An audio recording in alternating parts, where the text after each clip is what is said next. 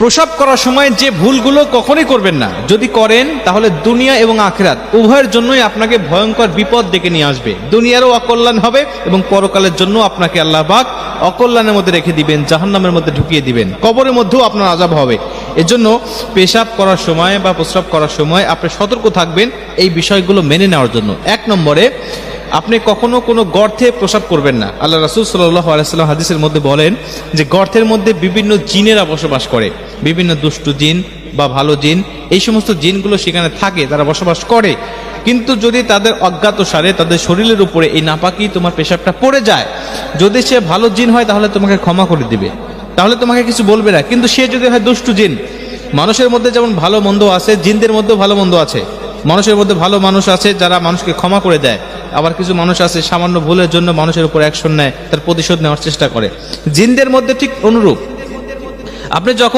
আপনি জানেন না, আপনি না জেনেই তো প্রসাব করেছেন, কিন্তু এও আপনার ক্ষমা করবে না। সে আপনাকে এমনভাবে জ্বালাতন করবে, আপনার উপর আসর করবে, আপনার পরিবারের উপর আসর করবে, বিভিন্নভাবে কষ্ট দিয়ে দুনিয়ার জমিনে আপনাকে ধীরে ধীরে শেষ করে দিবে।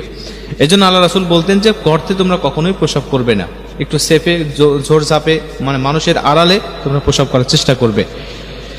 2 নম্বরে, আপনি কখনো দাঁড়িয়ে প্রসাব করবেন না। আল্লাহ রাসূল সাল্লাল্লাহু আলাইহি ওয়াসাল্লাম একাধিক হাদিসের মধ্যেই দাঁড়িয়ে প্রসাব করার কথা বলেছেন। হযরত ওমর রাদিয়াল্লাহু তাআলা আনহু থেকে একটি হাদিস বর্ণনা করা হয়েছে, তিনি বলছেন আল্লাহ রাসূল আমাকে বললেন, ওমর, হে ওমর, এদিকে আসো, লা তাবুল কাইম, তুমি কখনো দাঁড়িয়ে প্রসাব করবে না। দাঁড়িয়ে প্রসাব করলে এটা আল্লাহ রাসূল সাল্লাল্লাহু আলাইহি ওয়াসাল্লাম নিষেধ করেছেন, কিন্তু বর্তমান বিজ্ঞান বলছে এর অপকারিতার কথা। বিজ্ঞান বলছে, বর্তমান গবেষক বলছে, যদি কোনো মানুষ দাঁড়িয়ে প্রসাব করে তার যে ক্ষতিটা হবে এটা অকল্পনীয় ক্ষতি। আল্লাহ রাসূল সাল্লাল্লাহু আলাইহি ওয়াসাল্লামের হাদিসগুলো বিজ্ঞানরা প্রতিগুলোই এখন গবেষণা করছে, প্রায় হাদিসগুলো গবেষণা করে দেখছে যেটাতে আল্লাহ রাসূল করতে বলেছেন এর মধ্যে কল্যাণ আছে, যেটা নিষেধ করেছেন এর মধ্যে অকল্যাণ রয়েছে। দাঁড়িয়ে যদি আপনি প্রসাব করেন আপনার শরীর নোংরা হওয়াটাই স্বাভাবিক, আপনার শরীরে নাপাকি লেগে যাবে।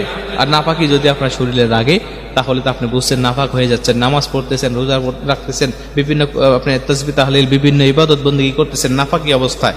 আল্লাহ না করুক যদি এই নাপাকি অবস্থায় আপনার মউত আপনার হয়ে যায়, মালাকুল মউত আজরাইল আপনার নিকটবর্তী হয়ে যায়, নাপাকি অবস্থায় আপনার মৃত্যুটা হয়ে যাবে। আর ওই সময় আপনার ঈমানের সাথে মৃত্যু বরণ করা বড় কঠিন কষ্টকর হয়ে যাবে। মুসলমান ভাইরা আমার, এই জন্য আল্লাহ রাসূলের প্রতিটা হাদিস সর্বসময় মেনে নেওয়ার চেষ্টা আপনি করবেন। 3 নম্বরে আল্লাহ রাসূল সাল্লাল্লাহু আলাইহি ওয়াসাল্লাম বলেন, পেশাব থেকে সবসময় তুমি পবিত্রতা থাকার চেষ্টা করবা। এ মুসলমান, আমরা অনেক মানুষ আছি এরকম, পেশাব করার পরে ঢিলা কুলুপ ব্যবহার করার কোনো তাওয়াক্কা তো করে না, অনেক মানুষ পানি পর্যন্ত ব্যবহার করে না। মুসলমান, এই কাজগুলো যদি কোনো মানুষ করে, আল্লাহ রাসূল সাল্লাল্লাহু আলাইহি ওয়াসাল্লাম বুখারীর বর্ণনায় বলেছেন, আমি 2টি কবরের পাশ দিয়ে যাচ্ছিলাম হেঁটে হেঁটে, হঠাৎ তাকিয়ে দেখি, আল্লাহ রাসূল সাল্লাল্লাহু আলাইহি ওয়াসাল্লাম বলেন, আমি লক্ষ্য করে তাকিয়ে দেখি, ইন্নাহুমা লা ইউআযিবান, 2টি কবরের মধ্যে আযাব হচ্ছে। আমি দাঁড়িয়ে গেলাম, সাহাবীদেরকে বললাম, সাহাবী 2টি খেজুরের ডাল আনো। একটি খেজুরের ডাল আনা হলো, আমি মাঝখান দিয়ে ভেঙে নিলাম, 2টি খেজুরের ডাল 2টি কবরের মধ্যে গেড়ে দিলাম। আল্লাহ রাসূল বলছেন, আমি আশা করি এই 2টি ডাল যতদিন শুকিয়ে না যাবে ততদিন পর্যন্ত এই 2টি কবরের মধ্যে আল্লাহ পাক শাস্তি হালকা করে দিবে। জোরে কোন সুবহানাল্লাহ, শাস্তিটাকে হালকা করে দিবে। আল্লাহ রাসূল বললেন, সাহাবীরা শোনো, এই যে 2টি কবরের মধ্যে আযাব চলতেছে, তাদের কোনো গুরুতর অপরাধের কারণে আযাব হইতেছে, বিষয়টা এমন নয়। সিম্পল 2টি অপরাধ 2জন ব্যক্তি করেছে। আল্লাহ আমাকে জানিয়েছেন, একজন ব্যক্তি পেশাব থেকে পবিত্র থাকতো না, আরেকজন চগলখুরি বেলা করে বেড়াইতো, একজনের কথা আরেকজনের কাছে বলতো। এই যে 2জন মানুষের মধ্যে কবরের মধ্যে আযাব হচ্ছে, তার মধ্যে 1ম নম্বরে সে পেশাব থেকে পবিত্র থাকতো না। আমরা অনেক মানুষ এই নাপাকি নিয়ে চলাফেরা করি, পেশাব থেকে পবিত্র থাকতে চাই না।